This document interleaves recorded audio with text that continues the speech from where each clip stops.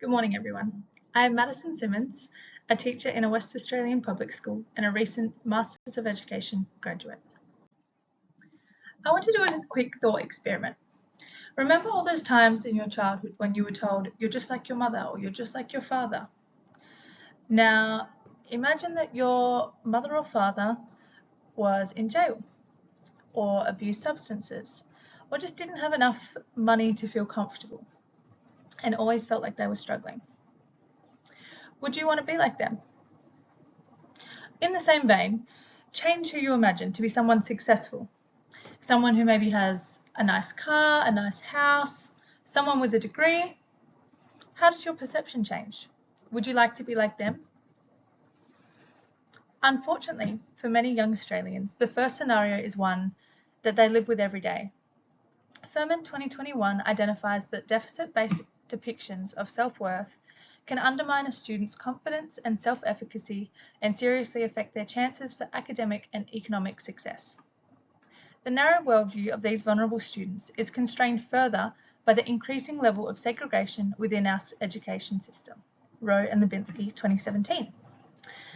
If you're one of those vulnerable students with a negative adult role model, and you're placed in a school wherein all your friends have similar such role models, you begin to think this is normal.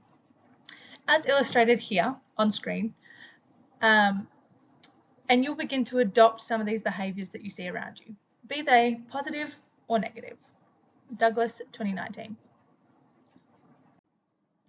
This project aims to develop a strong network that consists of mentors from diverse racial, class, ethnicity, and gender backgrounds.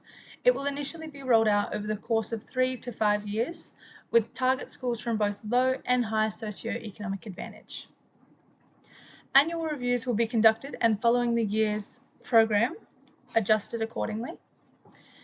And the project aim is to promote cross-class interaction to increase students' engagement in modern education and will be measured against the 3 goals in front of you. Within the program, students will have time to share stories of their lived experience to develop a strong base of communication. There will also be some teacher-led activities from week to week. After some time, students will determine a social justice cause they would like to support and identify problems and solutions to make a positive impact in their community. It is expected that at the end of 1 year that students will have a more positive mindset on their impact and influence, as well as realise that they are part of a larger system that they can have influence over. Pictured here are some potential weaknesses and threats to this project. What I seek to highlight is that although these seem like issues, compared to these students lacking social cultural interactions and becoming more and more residualized and isolated in society, they're relatively minor. The initial establishing period is large, which may cause stakeholders to wonder about the student effect. However, this is a decreasing issue as the project continues for the 3 to 5 year period, and in turn, it will reduce the risk of negative peer contagion as each school will have established peer mentors and an alumni program that can be adjusted based on student needs. Especially with the added benefit of Guildford Grammar having a large student base, this will mean that negative peer contagion can be manipulated and corrected in the early stages. Other mentoring programs also do exist for a relatively low financial base, similar to this project. However, these are student-adult mentorships and often focus on resilience and transferable soft skills, rather than social justice and critical pedagogies. By focusing on these 2 areas, we're able to prepare adaptable and innovative students for the future. Changes to educational policy also threaten the project.